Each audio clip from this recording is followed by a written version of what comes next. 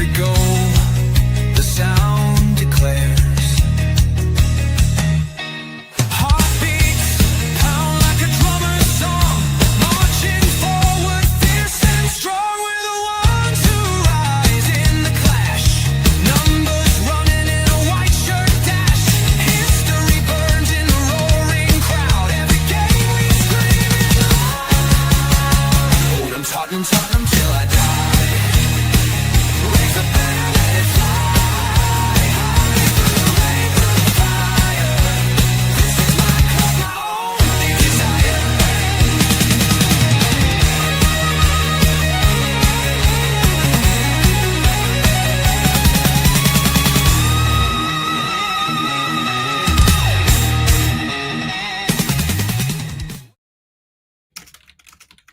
Yes, good evening and welcome to THFC Two We Die, the home of Tottenham past, present and exciting future under the cockerel. Not any manager, but Pochettino, I will be behind that.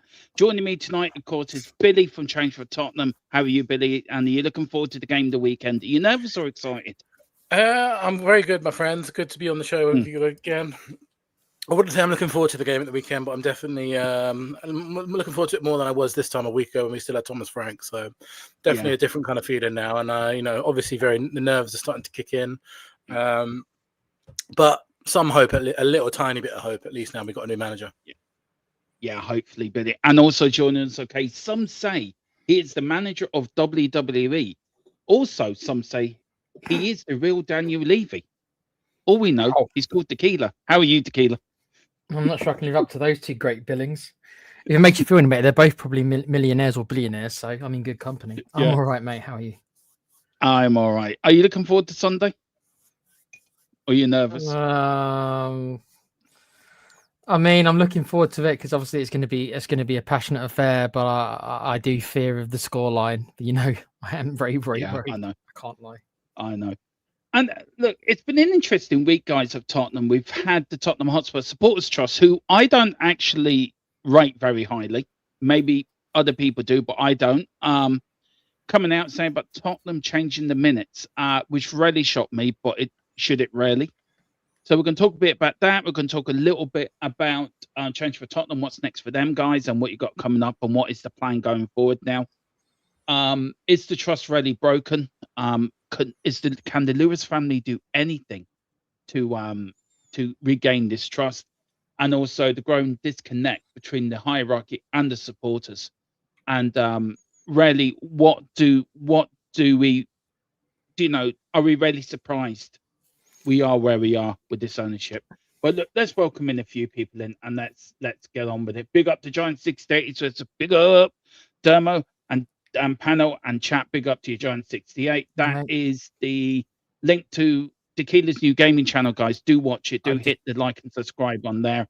Also, put your channel in as well, Dermo. I haven't got the link for it yet. That's all right. I'll do it. It's in the description below. It'll be fine. Also, big up to the Play Pouch as well, Tequila's gaming channel. Please do go over and show them some love on there. Big up to T10. Big up to you, Tequila. Big up to Rick and Velia. Says quality starting video geezer. Yeah, it's from O'Connell Designs, and we will give them a proud sponsor of the channel. Really, really please. Giants in. Big up to you, Billy. And there is Carl coming in at the end. Big up to you. I want to start with you, Billy, about this minutes and the supporters trust and how they come out and done it. Are you surprised that Vini did do this, or are you at this point thinking nothing surprises me anymore what the club do? Yeah, I am very surprised, to be honest. I think it's baffling from the club. I think even Daniel Levy and Donna Cullen, two people that had sort of very very negative reputations in terms of their sort of PR and their communication with the club. They never tried to pull a stunt like this, in the meetings with the trust. So I think it's the first time this is, as far as I know, anyway. Obviously, I don't know the entire history of it, but as far as I'm aware, it's the first time something like this has happened. Considering this was supposed to be a sort of new era of the Lewis family, and Vini in particular was he was purported to be someone who had very good communication and was really good at sort of dealing with fan frustration and stuff like that. I think this is an absolute disgrace, and I think I spoke to the trust last night, to the members, Tristan and Joe. Tristan, who was at the meeting, and you know, if anyone's not read through that document, I very highly recommend doing it, because it's the stuff that they have, the club decided not to include. There's nothing shocking there. It's just things like, you know, fans are frustrated, fans are worried about relegation, you know, fans are worried about the youth academy and the pathway. All these things are obviously true, and the club decided to ignore them all. So for me, it's big concern. And you know, I said before, it's almost like, you know, North Korea vibes, isn't it? Where you're sort of, you know, it is. You're trying to protect the media and stuff. You don't definitely. Yeah, I thought it was absolutely shocking from the club, to be honest. Yeah, I mean, Tequila, I mean, look, we're very much, you've been more of a Levy out, ENIC out than me. I've always been down the middle, and since this season, this is when I come fully on board with you guys, and really supporting change for Tottenham, because we do need change. I mean, were you shocked by it, what you read? Or is it nothing surprises you anymore? The same question sort of to Billy, to you, bud. No, I wouldn't say it shocked me. I guess I'm shocked they thought they can kind of get away with it. I'm probably most shocked at that. I mean, you know, do they have such little respect? And maybe that tells you the answer already. Maybe they do. Maybe they think that people weren't going to notice. Maybe they think what they were just people would just gloss over it or something. Maybe they weren't expecting a big reaction to it. Maybe they kind of thought to themselves, "Oh, it doesn't matter. We're going to leave out this stuff." So I'm more shocked that they probably thought that they'd get away with it. And if they didn't think they'd get away with it, then that tells you other things, doesn't it? That tells you that they just don't care, which isn't a better thing either. Which one of those is it? Is it incompetence or is it arrogance? Don't know. Which one? You tell me what you think it is, because I know which one of it is. Maybe it's a bit of both. But I think it's more arrogance. I think it's more arrogance that Vinay thought he could get away with it. And look, we do have rights as fans to be frustrated, don't we? We do have rights to, I mean, change for Tottenham, do their protests. And they know there's unrest in the fan base. The one thing you don't want to do is antagonize that anymore. And which they seem to do. They seem to have this ability to pour more petrol onto the fire when you should be looking for water and dampering the flames down. I mean, I'll go with you first again, then back down to you, Billy. With Vinay and with the board sacking Thomas Frank and with him being sort of undermined, you know, he has to go. His role now has become so untenable. I think, wouldn't it be good for the club, and it would show probably some forward thinking by the Lewis family to sack him now. It can't get any worse. Do you know? Really and truly, it can't get any worse, can it? I mean, I don't think you're going to sack him now, but I think at the end of the season, when you've got a 3-month break, that's a time to make all these changes. So I don't think you sack him now. I mean, you know, the season's more or less over. I mean, barring a minor miracle in the Champions League. I mean, you never know, right? We obviously pulled it out last year. It's going to be a bit of a significantly more difficult task this year, but it's not impossible. But I don't think we'll get relegated. I've said that all along, that I don't think we will. Even before we got Tudor in, I didn't think we'd be relegated. So I think you probably keep him in, and then at the summer you have to do all the changes. The thing is you need to obviously get it done fast. They need to be working on it now. They don't need to sack him now, but I think they need to be working on whoever it is they want to get in to replace him now. And my worry is with this board is that I don't think they don't seem to plan ahead. I don't think they planned ahead that well with the Franks sacking. We'll have to see how Tudor goes, but I don't think you're going to convince me that this was their plan all along. Let's put it that way. So they don't have a great track record. They've only been in charge 8 or 9 months, but I mean, let's be honest. A lot of us already had reservations when they took over. Most of us are kind of like, we don't think this is probably going to be much different. I said I'd give them the summer window. I suppose I'll keep my word, and personally, I suppose I'll give them that. But I don't have much faith in them there, man. That's for sure. No, I don't. I mean, Billy, look, you would change for Tottenham. Of course, it's Levy out, ENIC out. I've seen you on a few shows, and I think the end game for you guys is a new ownership, isn't it? It's a new sort of people in the club. Do you feel? Look, I always say that Alan Sugar gets a raw deal from Tottenham fans, but I think he done more for Tottenham in the 10 years he was in charge, owned the club, than ENIC have done in 25. I mean, should people be a bit more grateful to Alan Sugar for what he done? He did save us. He did save the football club at the first time around. But if you look over his tenure, was it really that bad? than it was when you look back on it now. Well, I mean, if you look at the interesting thing about that is obviously we're now in a relegation fight again, aren't we? So let's see if these guys can save us from a relegation fight. And I think I did have this conversation this week, and I think it's really interesting, right? Someone, I think it was Ange, wasn't it? Ange on the overlap said, Yeah. Ange on the overlap said, when was the last time Tottenham made a signing that made everyone go, wow? And that's Klinsmann.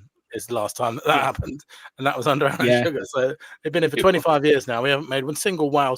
We made a couple of like Van der Vaart was obviously a good signing, but I was about to say, Billy, I thought that was the closest one. I was about to that say was probably about the only one. Yeah, he's the only one. Travis Simmons, obviously Travis Simmons was a decent size signing, but compared to what I'm a bit before my time, but I imagine the waves that Klinsmann made, we haven't been anywhere near there since, have we really? No. I mean, obviously, I remember them days. I remember when we signed Klinsmann. I nearly fell off my chair. I was at work, and my dad ran a building construction business, and we were on the site, and I was having my cup of tea at 10 o'clock. Came in the paper, Klinsmann signs for Spurs. I nearly fell off the damn thing. I went, wow. Exactly, and I know we're gonna go into that question that you must say at the beginning about what will they need to do to get the trust back. But my God, we need a signing like that. We've needed one for so long, and Ange said it on his overlap interview quite a few times. He was sort of saying, I wanted to sign players like Mbeumo, Semenyo. Tottenham obviously did get Semenyo over the line in January. Obviously, very unrealistic with who the competition were, but it would have made everyone stand up. And I don't remember a signing like that for a very long time. And it is funny, you have to go back to Alan Sugar to get a signing which really made waves. So in answer to your question, yeah, I think so. And it is funny that we're almost going back to those days of being in a relegation fight again. And this time we don't have a Klinsmann to save us. So who knows who was going to save us this time. We don't really know. And look, Keeler, I know you started watching Tottenham around the late 90s, and then you probably only even known ENIC probably as owners, where I've gone through, I think, 3 different ownerships. Went through Ivan Scholar, who nearly took us out of existence. Alan Sugar came in, and yes, there were some things Billy's right. We were a relegation a few times with Alan Sugar, but I think his heart was in the right place when they came to Tottenham. Like the time we were knocked out the FA Cup and 12 points deducted, he fought and fought and fought, got us back into the FA Cup and got all our points back. I couldn't see the Lewis family doing that, to be fair. When it comes to owners of past, Tequila, and you look at Lewis family, and we know football's changed over the years, right? We know that, and it's evolved. Do you think Tottenham have forgotten their roots? When you look at Vini, and you look at Lang, and you look at the Lewis family, and you look at the way that they run Tottenham Hotspur, have they forgotten they're a football club? Because I think they have, in a way. I don't know if that's a Spurs problem and more of a kind of football problem. I remember not long after Levy came in with ENIC, there wasn't really such things as director of footballs. So when Levy started to put this model into place, the first one was Frank Arneson, wasn't it? Yeah, I believe. And at that time, the whole director of football structure was more of a continental structure and not really that much over here. So we were one of the first, at least of the bigger teams, to actually incorporate this in. So in that way, I suppose we were kind of ahead of the pace, but we've introduced this whole new system now. And then a lot of other clubs, and virtually nearly every team now has got some kind of director of football behind the manager. And I suppose this is just my personal opinion. I hate the term of these clubs. I despise club signings. I think I can't help it. It goes against what I think it should be. Maybe I'm old-fashioned or I'm just old, full stop, whatever. I look at our team. I think James said this the other night, and he was bang on.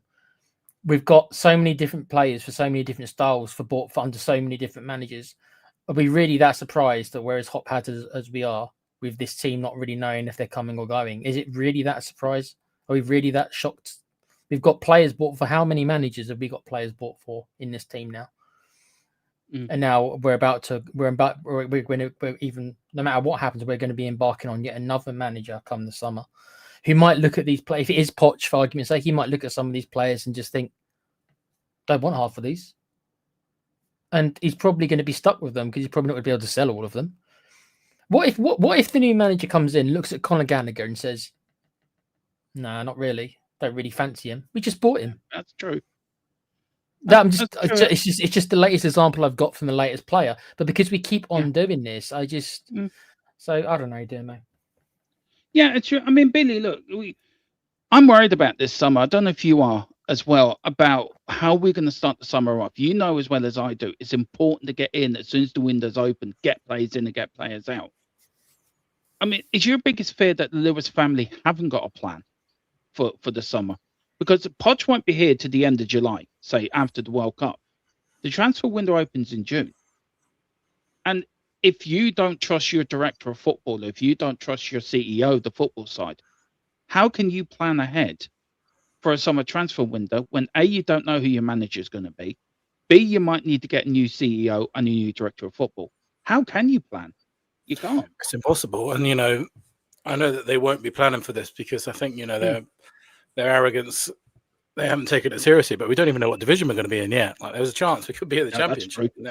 Yeah, I mean, it's an outside chance, but it's still a chance at the moment. And I think, I saw today that they've said they're going to freeze season ticket prices. Well, what happens if we go down? What are you going to do then? You can't freeze season ticket prices then. I mean, the bloody championship. So I think Frank Sackham was the first time that they've really sort of taken the threat of relegation seriously. And the first thing they've done to do that, because I think they arrogantly thought we're too big to go down. But, that Newcastle performance was such a shocker that I think it sort of sent shockwaves through them and thought that maybe actually we could actually go down here if we don't do something.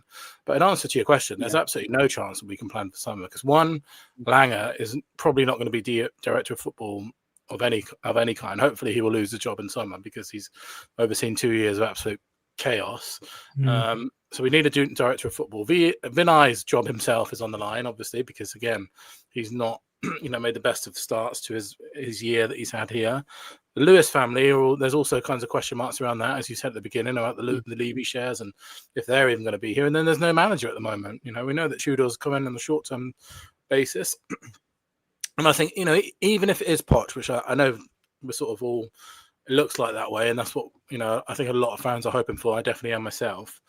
I just can imagine there being an interview in September, the transfer window's closed, the director of football, if it is Lang or whoever it is, will come out and say, well, it was really difficult to buy players this summer because of the World Cup. And we tried our best to do it, but so many players at the World Cup, we couldn't buy anyone. So now we're going to start working on January. I can see that happening already. It's just exactly the kind of thing that they would do.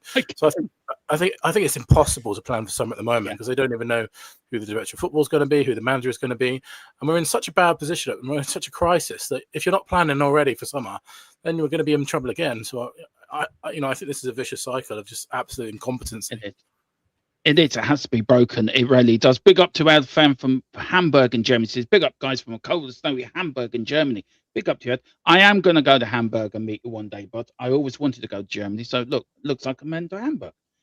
Big up to Carly. Says, Sugar was a real fan of Spurs, not like the board now pretending they are. I mean, Tequila, look, I've seen your videos of the Sugar years, and I'm the scholar, and I remember as a teenager back then of us nearly going bust, and there was protests, there was process to get Alan Sugar out of the football club. But what really pissed me off is this, that we could all get together and get Alan Sugar out of the football club, but we can't all get together to get these lot out of our football club. And that really frustrates me because the likes of Billy and Change for Tottenham, they put a lot of work into it, Tequila. They put a lot of work in to getting these protests done. They put a lot of work in trying to turn up. And yes, me can't go to them, but we do our own protests. Like I walk off for a minute every 75th minute in a watch along as my protest against the club. And so does Tequila to help to get behind you guys, what you're trying to do. But it really frustrates me. And I've said it to you, haven't I, that we could all get behind that, but we can't get behind this. Why? Why do you think that is? Is it a different sort of era? Is it a generational thing? Is it a completely different, question of wanting the owners out? Why do you think it is? Because I just don't get it. I mean, I can't even really sit here and say to you that it's a football thing again, and it's a society thing, because it's not, because other clubs do it. Yeah, they do. Yeah, we've seen the Liverpool fan base when they make changes. Look at Man United. I was about to get to them. I was about to say Man United when they seem to galvanise themselves, even if they don't always agree. I don't have an exact answer for you, but I would like to ask Billy. I don't know if he wants to comment on it or not, but I'll ask him anyway.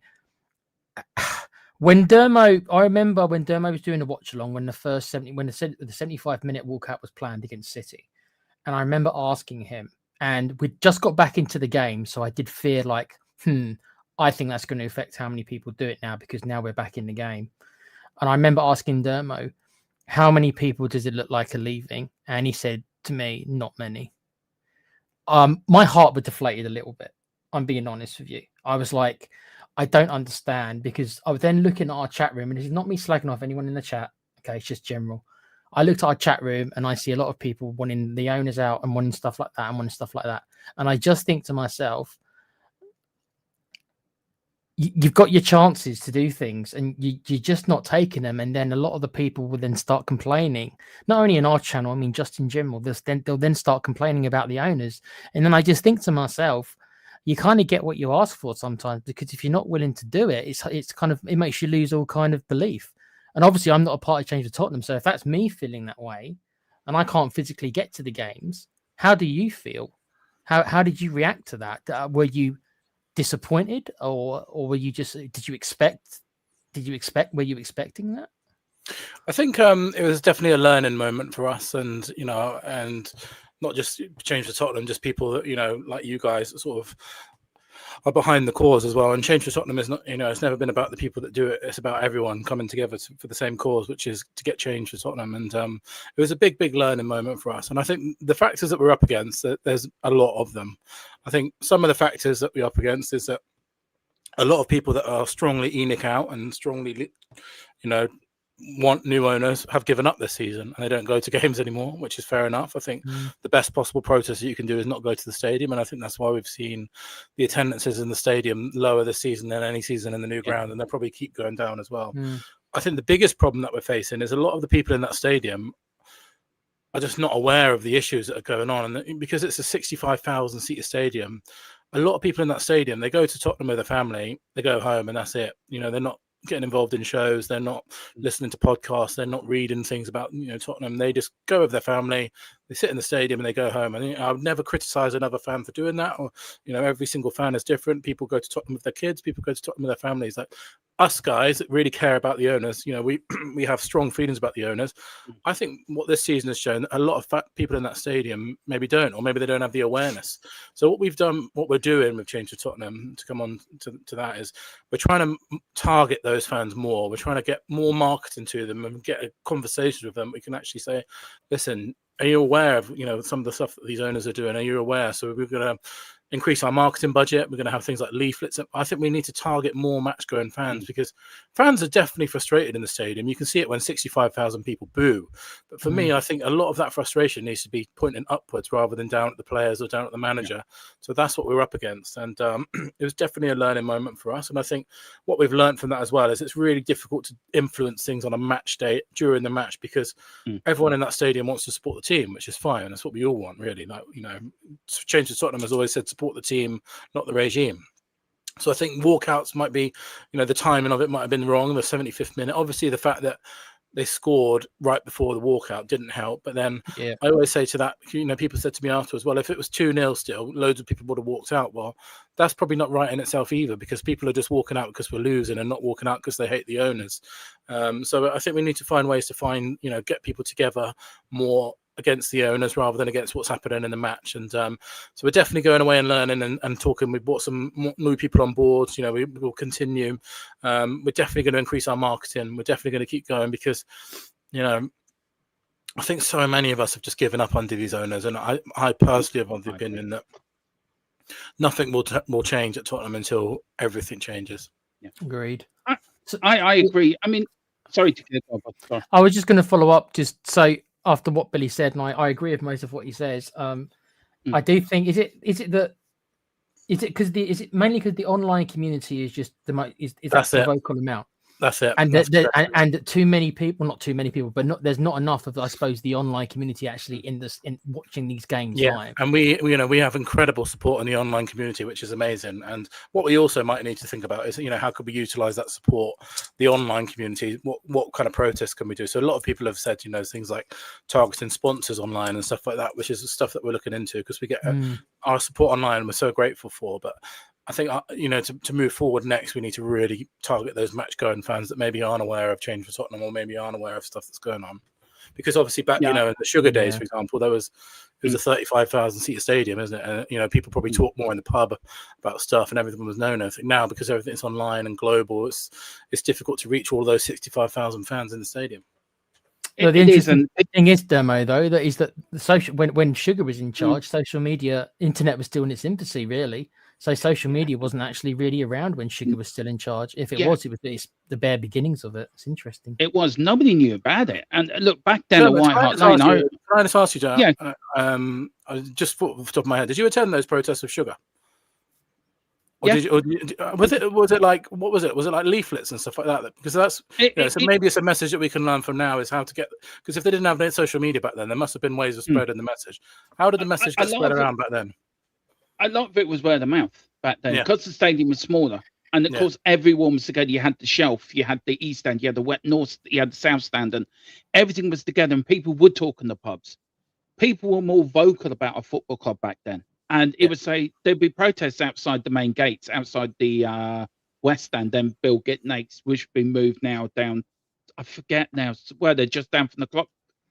The clock now. They're Bill Git. Yeah, I think they are there now. But yeah, a lot of it was word of mouth, Billy. That's what it was. It was all word of mouth. Right, let's go meet here. And a lot of fans, we were together back then. We were as one. Yeah. And we wanted better. And I think yes, you can learn from them. And I think you need to target a lot of older fans as well. Yeah. Because we know the younger fans are not going to care too much about ENIC or Levy. Us older fans, who I think we're a dying breed, do care about our football club. Who do care what happens to our club. We care. It matters. Tequila knows how upset I get if we lose. Or even last year under Ange, every watch along I was so angry because of the way our club was going. So I think word of mouth, I think fans were a lot more together then, Billy, than they are now. And right. It is internet. Globalized fan base now, isn't it? And it's such a different fan base, you know. It is. And I remember back in them days that we were so driven to get Sugar out. Well, I wish we never did now. I wish Sugar was still here. I wish we didn't. I regret going to them protests. I regret forcing that man out, because we forced him out to let these lot in. And what have these lot done? Nothing. Yeah, we've got a stadium. Give me White Hart Lane any day.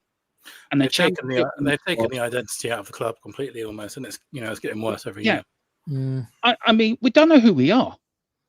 We don't know who we are. I mean, the question to you, Billy, is do you, as Change for Tottenham, need to link up with the Tottenham Hotspur Sports Trust? You look at United. I was speaking to somebody today, and they were saying to me that the United Supporters Trust is in with the Glazer route protests. Everything's galvanized. Everything's protest. You go to the protests, there's 2,000, 3,000, 4,000. Yes, they did get a game abandoned, and I'm not saying we should do that, by the way, any shape or form. But I'm just saying that everyone's on the same page. Why are we the only fan base can't come together? Because you look at the Super League, thousands turned up at Arsenal, thousands turned up at Chelsea, thousands turned up at Liverpool, a couple of hundred turned up at Tottenham, and 5 of them are all dancing around with shoe in the pouring rain with the shoe up in the air and Tottenham bags and down by they've been into the club shop.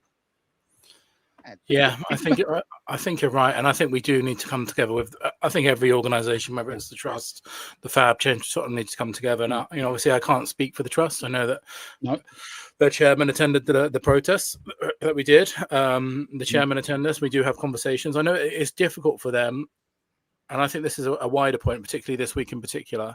That they have a relationship to maintain with the club. But what I would now say to that is, well, look what happened in the last meeting with the club, and the club were obviously not being respectful in the communication to the trust and to the fans. And I think as much as it was a 2 fingers to the trust, the way that the club acted in that meeting, it was also a 2 fingers to the fans as well. So I think, my personal opinion is I think that sort of bridge between the trust and the club should be burnt now because of the way that they've been treated by them. And I think that the best thing that they can do now is, come to Change to Tottenham and let's organise a big protest together, because, I think it's all good and, maintaining that relationship between the trust and the club. But if the club are going to, protect the minutes and then delete some of the stuff, what's the point in that relationship in the first place? Yeah. I mean, where are you on it, Tequila? I mean, you do look at we know Colum's a big Man United fan, don't we? He's a mate of ours, and Kevin as well. And you look at their protests. Do you think that change for do you think Change for Tottenham do have to link up with Tottenham Supporters Trust, or do you think the THST has to grow a pair of balls and say, well, if you're going to treat us like this, sod you, we're going over to Change for Tottenham and we're going to get involved with them? Do you think that's what needs to happen? I think it does, but I also think that the and this has been a problem at Spurs for a long time. The communication with fans, full stop, has been. Terrible.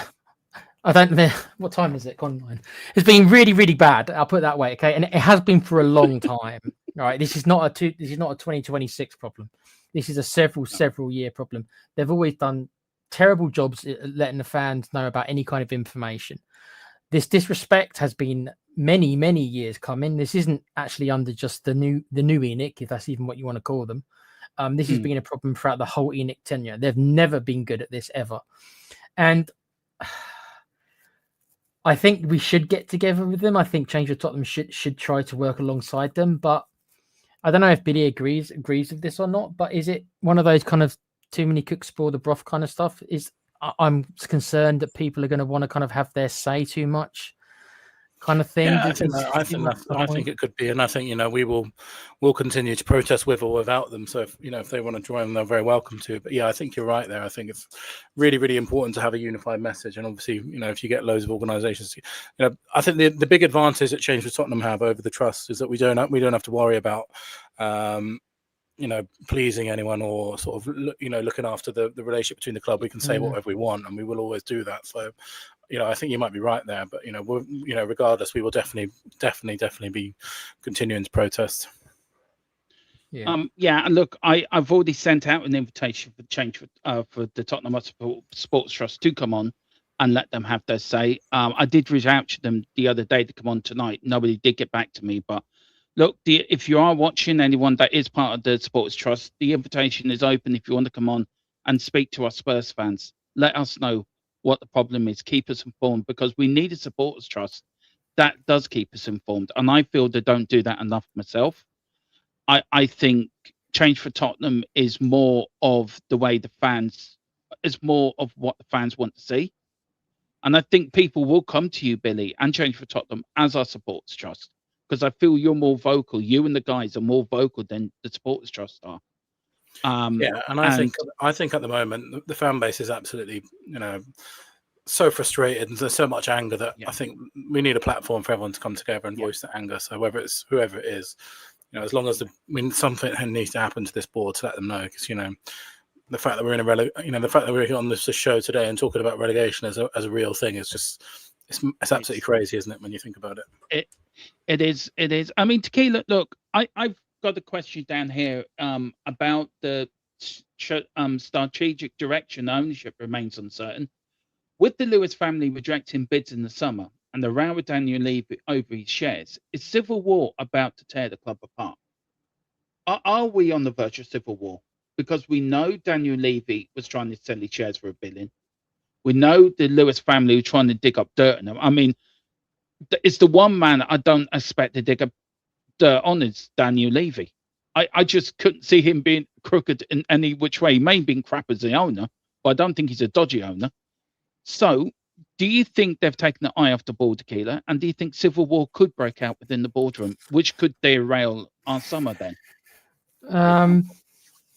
I'm with you on Levy, despite me not liking the man for the damage I think he's done for Spurs on the pitch. I actually don't consider him a crook. I actually think he's a very, very intelligent man.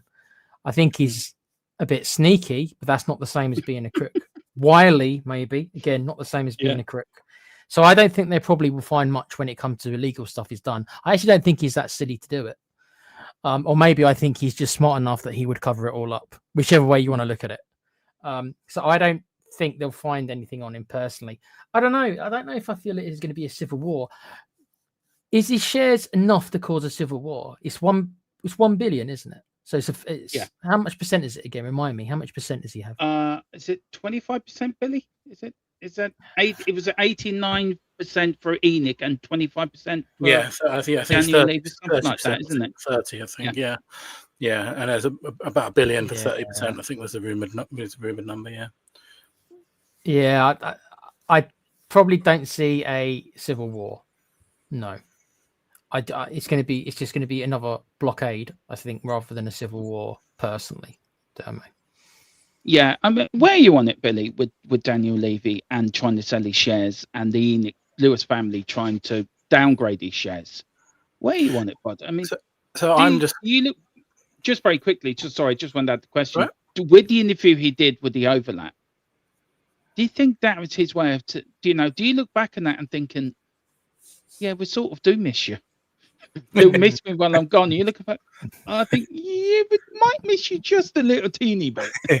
I think a Not lot of for the me. I think a lot of the problems that we're still facing are, probably, I think the shadow of Daniel Levy is going to last at the club for quite a long time, and I think I think so. I don't think he was the biggest problem at the club. I think that is ENIC in general, and I think until they go, that then we'll start to see change, which is why nothing's happened. I'm just completely speculating here. I'm not a finance guy, but my personal read on it is what's happening is the Lewis family are trying to buy Daniel's shares for a cheaper price than what he thinks they're worth. He's gone, anyone that knows Daniel Levy knows that's not going to fly with him. And if anyone thought Daniel Levy was going to go out quietly, then obviously they haven't been paying attention for the last 25 years. I think he's got someone else to come and say, well, if you offer $1 billion for my shares, then the Lewis family have to do the same. And, that's the value I want. So I think he's sort of using it as to try and get his shares for the price that he wants personally. I think what will probably happen is the Lewis family probably will end up buying them off him to get full control of the club. And I think, if they thought that Daniel Levy was going to be in negotiations and say, oh, yeah, you can have them for a price lower than I thought, then, that's not the man that we've seen over the last 25 years, is it? That's never going to happen. No. You think what I do think is it's going to be messy. I think it's going to get messy, to be honest. It is. I really do. I don't look Civil War. I think it will turn into a little bit of a civil war, I suppose, because I think there'll be a big battle between them. Just one question to each of you. Ownerships. I know I've asked you a few times, Tequila, something we've discussed. So I'll start with Billy and then I'll come up to you, Bud, on this one, because I think I know what your answer is going to be. We know Amanda Staveley is sniffing around. We know we had a few bids in the summer, which Lewis family did reject. If you had a preference to who you wanted to own the football club, who would that preference be? I think it would just be anyone that's actually going to take the football side as their priority. I don't really care who it is. I think, I think there's always the question when you have a new owner of morality and stuff like that. And I think that's really important things to consider. There's lots of, what I would say is that anyone that's probably got £1 billion or £3.5 billion, there's probably, there's probably kind of moral issues somewhere. Even with our owners that we have now, we know that the history of Joe Lewis, who's just been in prison and stuff like that.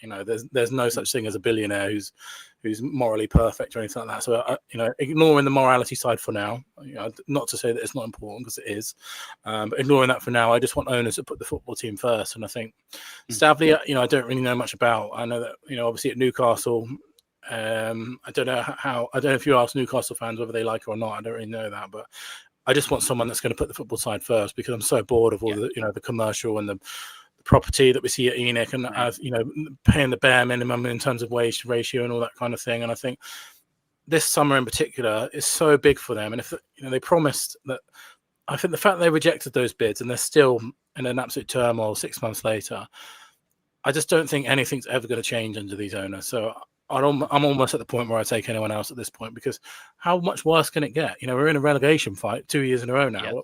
How can it be any worse at this point than these owners? Like what? Because at Tottenham, you're going to make a base level of money that is so incredibly high from the stadium and all the commercial deals that come with being Tottenham, unless we get relegated, which hopefully we won't. But even the sort of the worst spending owners, it can't be much worse than what we see now. No, I agree. I mean, Tequila, look, I've said to you before, look, 74, 75, we nearly got relegated. 75, 76, we nearly got relegated. Next year will be the 50th anniversary of us going down. I keep saying to you, I'm seeing it's like deja vu again. Last year was bad. This year's even worse. And I'm fearing for next season. But look, who would you like to come in? And do you think the naming rights will have a sort of saying in that as well? Because if you do look at the football club, we're really good to buy. We've got all the facilities there. We've got the stadium. We've got the facilities to host boxing, concerts, go-karting. I've got no problem with that. The training facilities are top notch. So who? I mean, I know actually. Who would you like to buy? Who wouldn't you like to buy? Who wouldn't you like to see on the football club? I think I agree with Billy when the whole morality stuff. I mean, I can sit here and say to you, I don't want Saudi Arabia for their human rights laws, and we can all talk about That's fair. other states for other reasons. And I can sit here and say all that stuff as well. But and even America now, look what's going on in America. You know, exactly, it's opening the can of worms. You know, so so morality. No to Donald Trump. Please, morality should be important. I'm not going to say it shouldn't be, but I don't think it is. And I think I said this to you a couple of weeks ago, Dermo. I think most of the owners are going to be as bad as each other when it comes to things like that. But as Billy said, ENIC didn't come here for football reasons. If they did, that was the last of the reasons. Yeah. There's other owners who will come here and say, yes, I want to invest in this and I want to make this club successful and earn money by winning things. Yeah. Earn money by winning things, by having full grounds, by becoming a successful team on the pitch that will make fans, because the Premier League's globalization, the Premier League's shown in how many countries. So the more you win, I hate to tell people this, the more you win, the more fans you generally will have in the world, because you're going to get younger fans who are going to gravitate towards the winning clubs. It's just the way that it is. So the more you win on the pitch, especially if you do it for a sustained period of time, you will pick up fans and you'll pick up revenue around the whole world. And that is a way to become successful financially. If that's all they care about, they can actually make money by winning things and placing high in the league and getting further into competitions. You can make money by doing that. You don't have to just have a football club in the background whilst building 1,000 hotels by building all these things. Yes, it all helps. I'm not saying that an owners can't do that, but not at the expense of neglect, which is what ENIC's done. They've neglected the football side, and there is a balance that you can be had, and the ENIC do not balance it, and they never have. The balance is not correct with these owners, and it never has, and it doesn't look like it ever will be. So no, it won't. I do agree. I mean, look, for me, I go back to the early 80s. We reached, 4 finals in 2 years, 2 FA Cup finals, a League Cup final. We won 3 trophies, 81, 82, and 84. And we gained a lot of money during their cup win, so we could keep the likes of Glenn Hoddle and Ricky and Ozzy at the club. Yes, Ozzy and Ricky had to go because of the Falklands War and for other reasons they had to leave. But it gave us the money to go and keep the likes of Glenn Hoddle at the club to 87. And then, look, gave us money to start building a new West Stand. You know, so winning trophies does give you success. It does give you money, and you're right. I mean, Billy, look, with the Lewis family and the trust that is now fully broken now, I don't think no fan trusts Vinay or Lang or anybody. How do they start to rebuild that trust if they ain't going nowhere, right? For an example, if they go, great, we all hope to go. But if they don't go, how do you, from Change the Tottenham point of view, how do you want to see them rebuild that trust?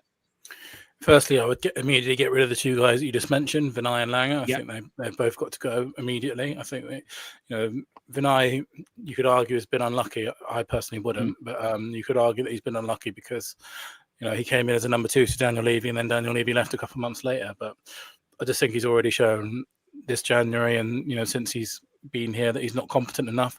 Langer has got to go at all costs. I would suggest he's overseen 2 years of just horrendous recruitment now, and I think he'd be the first out the door.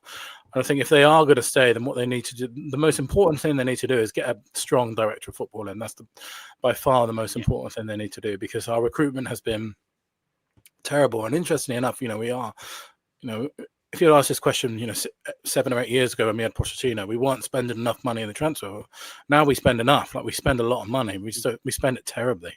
And even the wage. We bought Conor Gallagher, Paulinho, Moani, Xavi Simons, and Kudus. Really, these are all players that are on over £100,000 a week. We're spending more on wages, but the recruitment is just still not good enough. Like, it's not about the money anymore. It's about who we're actually buying. So I think we need a director of football badly, and then obviously they have to put serious investment into the first team this summer. And I think over the last 3, 4, 5 years, we're in the top 3 net spend in world football. But Yeah. until they get that director of football, right, it doesn't really matter how much we spend because we're just buying.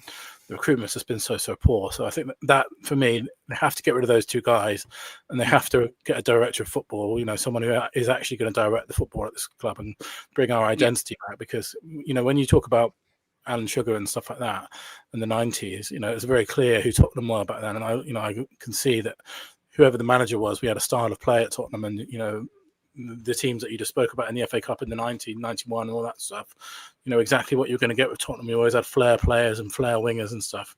Now you look at Tottenham, and if you're looking at it back then, like, what is the same anymore? Like, there's no identity. So we need a strong identity back.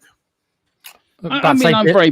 we've barely got any flair in this team. I know, exactly. And Tottenham, however bad we've been, we've always had a Ginola or a Bale or someone. Yeah, we don't have anyone now. No. Or Glenn Hoddle or a Gaza back in the 80s. Like, I remember watching Gaza. At least one of those players, always, and now we don't. Always. I mean, look, even Paul Allen, bless him. Paul Allen wasn't the most gifted footballer, but by God, he tried his best. I used to love Paul Allen. He used to run up and down that wing like anything. But when he scored, he was only 1 or 2 a year. But when he did get his goal, he went mental. It was just so funny. But no, you're right. We had the likes of Glenn. I grew up watching Glenn Hoddle, Chris Waddle, Gaza. And then we had Gary Lineker and Gaza and Lineker. And there was a year we were by, I think, what was it?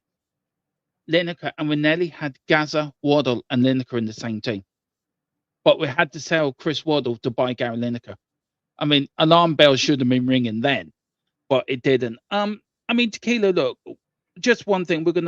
Last question this, then we'll quickly talk about the North London derby on Sunday, and then we'll end it off there. Tequila, the last question this for you, Bud, on this sort of subject.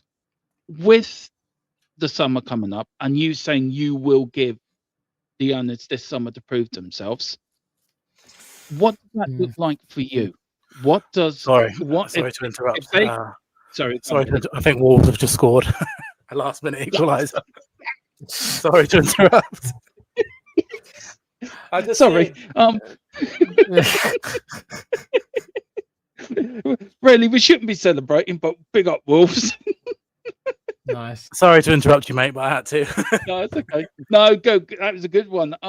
I tell you one thing. We'll talk about Arsenal. We'll put that one last, Tequila. Let's go and talk about Arsenal now because of Wolves just equalising. They weren't convincing against Brentford, Tequila. They weren't wholly convincing at the weekend either. And tonight they've dropped more points. Do you think Tottenham could be, if we do turn up on Sunday, and the atmosphere was like when Conte, that night, I don't know if you were there, Billy, that night we played Arsenal with Conte's first North London derby, where that place was rocking and like a cauldron of, I think hate's the wrong word, but hate towards Arsenal. Do you think if we get that going, do you think Arsenal may bottle it on Sunday?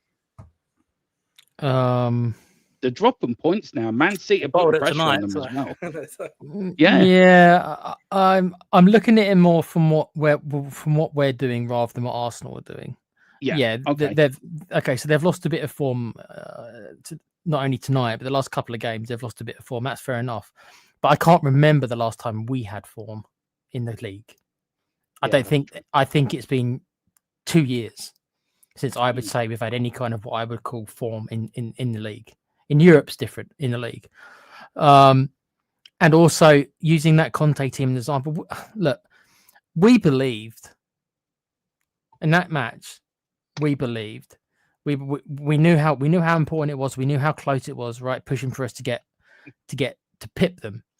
We knew how important it was, and I think we believed more in a team. Maybe I'm wrong. I'll only speak for myself. At least I believed in the team a bit more back then. I look at this team.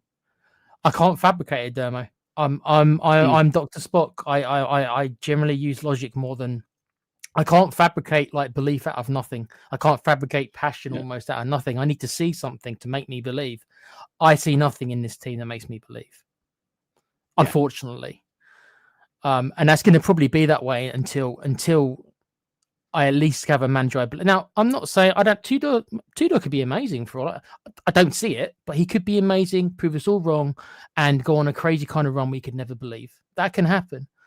I don't believe it, but I'm not saying it's impossible.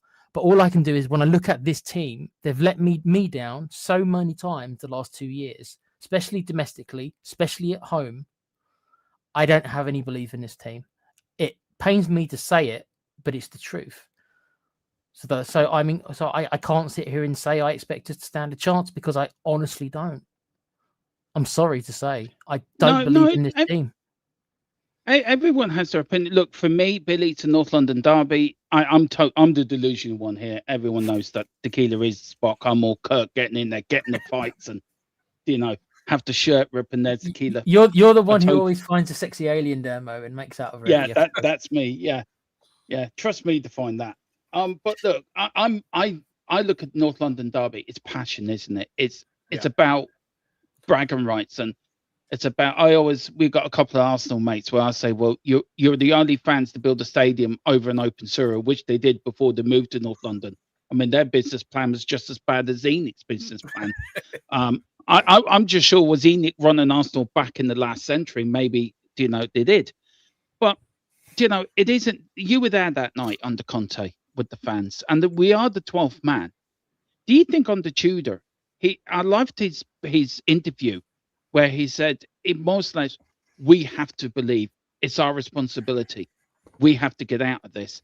Do you think he's going to have them players so fired up on Sunday that we could see a totally different Tottenham? I definitely think it'll be a different Tottenham. I think the atmosphere, if it was Thomas Frank managing, and the atmosphere now is so unbelievably different. The fans will be absolutely buzzing for it now, and especially after, let's fingers crossed that this result holds out. Let's make no mistake about it, Arsenal are wobbling at the moment. They are, you can tell from the way that they're coming out in interviews, and the Man City win against Liverpool would have been massive, and then obviously they're drawing against Brentford, and hopefully they're seconds away from drawing right now. They'll be the nervous ones at this point because Arsenal now have to win that game if they're in the they can't afford to not win it, and that could play into our hands as well. So the crowd will know that, we'll know that, and the Conte game was. The atmosphere of that won the game. There's no doubt about it. It's just finished 2-2, by the way, which is brilliant. Yes. And so that's a game changer. That 2-2 draw with Wolves. Let's make no mistake about it. It's an absolute game changer in terms of our game. So Tudor will know that, and I think even if regardless of what happened tonight and against Brentford or whatever, Tudor will hopefully we'll see a new manager bounce because it's just been so diabolical the last. I mean, Tequila's right, but I can't even remember the last time we had a semblance of any form in the league. And then I just think, especially at home, Billy. I mean, our record at what is it? What is 2 wins this season? Yeah, 2 wins this season. I think 4 in 2020. 4 in the last year or so. And then I think that you're going to get a new manager bounce. There's no doubt about it. And now after that, imagine if we do get a result now, it would just be absolutely buzzing the whole place. And of course, we play last of the weekend, don't we? So we'll know what we have to do if West Ham and Forest win, and Arsenal know what they have to do. It's just turned the North London derby into which people thought would be a steamroller for Arsenal, into a massive game for both clubs. It's massive for us to get away from the relegation battle. It's massive for Arsenal because they're going for the title, and Man City will pit them to it because I always said it. Arsenal's biggest stumbling block is their manager. I think any other manager in there, Arsenal will win it. But I think Arteta in there, I think he's going to blow it.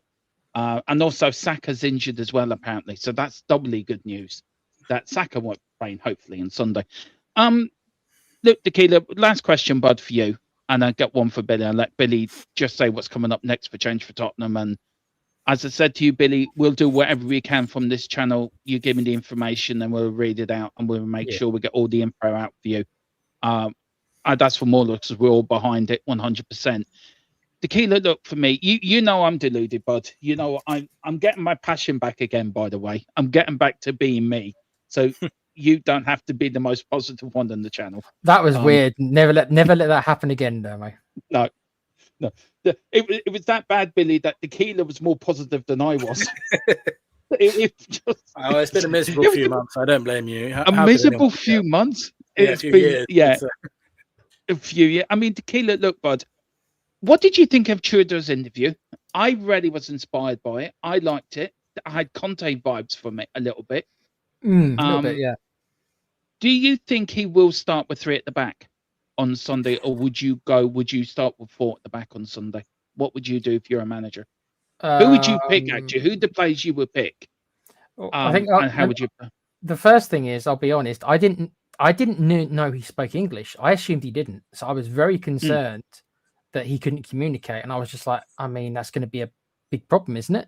But no, he's English. He's pretty good. That surprised me greatly. I didn't know I thought he couldn't speak English. So that right away, I was like, oh, he can. So that actually alleviated one of my worries I had. That I think I mentioned a couple of nights ago, because I didn't know he spoke English. I think he comes across as a bit of an authoritarian, a little bit like Conte, like you said.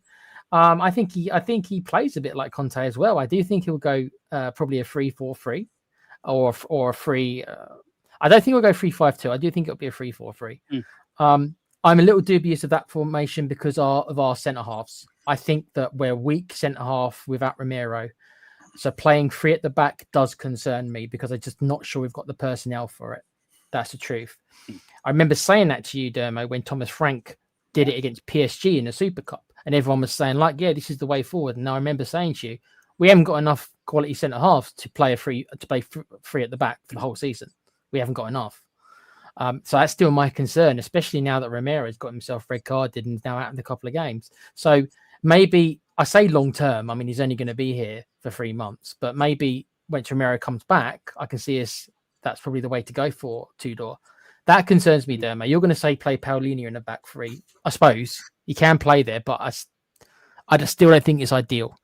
But he probably will go that formation, but I'm very dubious about our centre halves being able to handle that. I mean, what if we get an injury?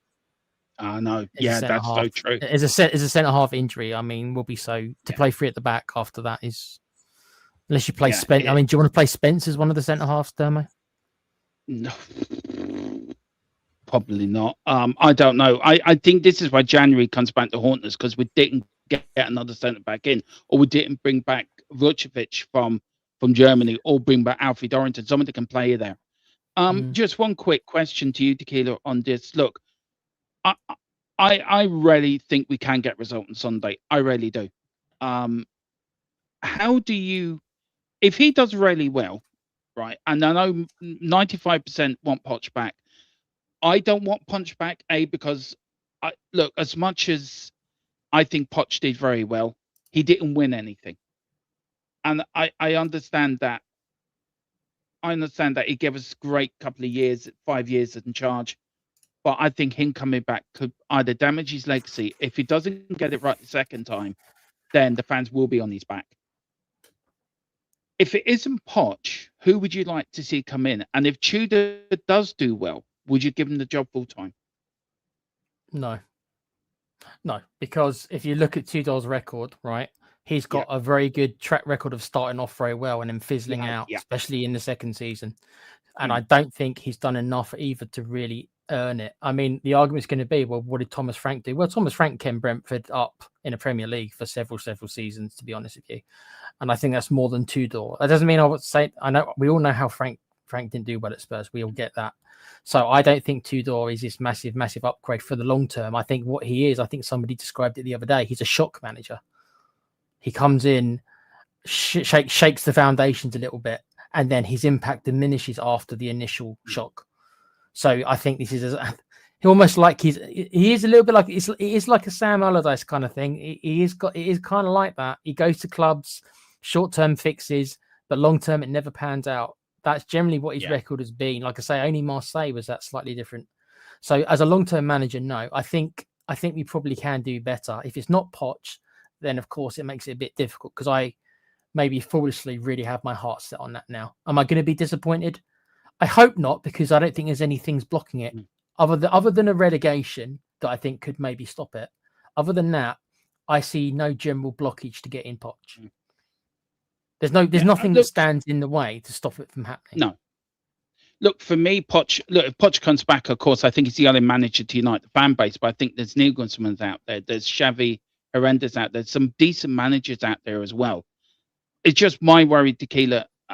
Before I get you, Billy, is the timing of it and the summer window and having things in place before pre-season. I think that worries me. But look, I think that's a conversation we will be having nearer the time and going to the end of the season. But Billy, look, what's next for change for Tottenham? Anything planned for the North London derby? And for you, if Poch doesn't come back, who would you like to, if you had a number 2 to come in, who would that be? We're leaving the North London derby alone because I think that's I think fans have got to really get behind the team, especially now we've got a new manager and stuff. But we are looking to protest in March, and I'll definitely be, the first to. I'd love to come on the show before then and talk to you all about it again. I love coming on the show, and very grateful for the support that you guys always give us. And but we are definitely reassessing things and coming back stronger. In terms of manager, I'm the same as Tequila. I think Poch is my number 1 choice. I completely understand that the World Cup is going to be a big thing, and let's hope that, no offense to any American listeners, that they go out and our good friend Stephen will be watching somewhere. Let's hope that America go out in the group so we can get him early. Because if they get into if they go out in the quarters or something, then it's going to really drag on to July, isn't it? So, but yeah, my number 1 is Poch, and then I'm not sure who my number 2 is because I'm so fixated on Poch coming back now. I think I really like Iraola. I think if we'd have got Iraola instead of Frank, I think that would have been a better appointment. But I don't think we can get Iraola now because it's too risky now. We have to get a big manager now that's going to be able to handle it. And I think the ones that you mentioned there, it's going to have to be someone big like Nagelsmann, Xavi, Poch, or maybe De Zerbi, because we're in such a mess that it needs a big character now to come and fix it. So I would love to get Nagelsmann. I just don't think that we'd be able to persuade him to come. I'd love to get Alonso. I just don't think we'd be able to persuade him to come. But and I think, of the big managers, Poch is the only one mad enough to be in love with Tottenham and do it. So that's probably who we're going to be ending up with. Dermo, I'd love if I could fantasize about any manager, I'd choose Emery. I know that it will never happen, but that would be my choice. Oh yeah, Dermo. How many years ago did I say that about Emery? By the way, many years ago. You've been saying it every year, every season. You say it. Honestly, it will happen one day. Before he went to Villa, the stuff he did at Villarreal was like, yep, let's go for it. It will happen, Tequila. Have faith that he will come one day. Look, we thought we'd never win a trophy, and look, we won a trophy last season. So miracles do happen. Tottenham on 34 miracle streak does happen. But guys, that is it. So very quickly, Tequila, where can people find you, bud? Do you want to give your wrestling channel a big plug? Yeah, I've just put the links in the chat again. Yeah, so it's the Play Pouch obviously is the gaming channel. There'll be more South Park coming on that soon. And the newly launched, as in we literally did our first show. We had to pre-record it. Literally went out about an hour ago. So if you go check that out, there will be a show on there now that we recorded a couple of hours ago. But that channel's literally just started today. So please join us. It's just a wrestling channel, just some 4 very different perspectives on there because we're all very different ages about wrestling. So if you like your professional wrestling, even if it's old school or new school, or you're a younger fan, there's going to be something for you there. So please join us if you can. Cheers, Dermo. No problem. Yeah, and I started a new Irish channel yesterday, Ireland Till We Die. Me and Philip Brady did our first show last night. The first watch along on Friday. I think it's Shelburne versus St. Pat's on Friday. So do join me for that, and I will put the link. Who's your Irish team, Dermo? St. Pat's. Nice. St. Pat's, and I do support Wexford Youths. We're top of the league in Division 1. Oh, there you go. At least you've got one good football team then. Yeah. Well, look, Celtic is my Scottish team, and we've been through the ringer with them. So, but that was crazy. That was that Wednesday night, wasn't it? That 3-2. Yeah, we got 2 of them recently. Yeah. I do know what Celtic have put me through the ringer this year. Maybe that's who we should get in some is Martin O'Neill. Maybe Martin O'Neill will be able to fix you know what? I wouldn't put. Can you imagine Martin O'Neill and Roy Hodgson? Yeah. Imagine Romero getting into an argument with Martin O'Neill. Oh, dear. But look, Billy, where can people find you? Because I know you got a YouTube channel as well. So, do you want to send me the link, or you can put the link in yourself? Where can people find you? At the Whistleblows, and just change for Spurs on Twitter. And I really appreciate being on the show. I love being on the show with you guys, and look forward to the next time. Yes, no, thanks for coming on, Billy. You're always, anytime you actually free, I'm there. He's a decent man. Please do get behind the guys change for Tottenham in March for the I'm over for the Palace game, Billy. So I'll meet up with you for a pint, and then I'm over for the Leeds game. Definitely. Yeah, and I'm out for the Leeds game as well, so we definitely have a point then. But guys, that is it. That is THFC till we die. Is the trust broken? Of course it is, because it's ENIC and it's ENIC, isn't it? Of course the trust can be broken, but as the Keelan and Billy said, bring Poch home, and I think all will be forgiven. And hopefully it's happening again down the road. Hopefully it's in. Tequila, do you want to take us out with any wisdom, with any words you'd like to depart on the THFC crew? I promised because Frank did so badly that I was forced to kind of lay off Ange, so I cannot do my Ange stuff anymore. But I will just say this, that it's not who we are, mate. Good night.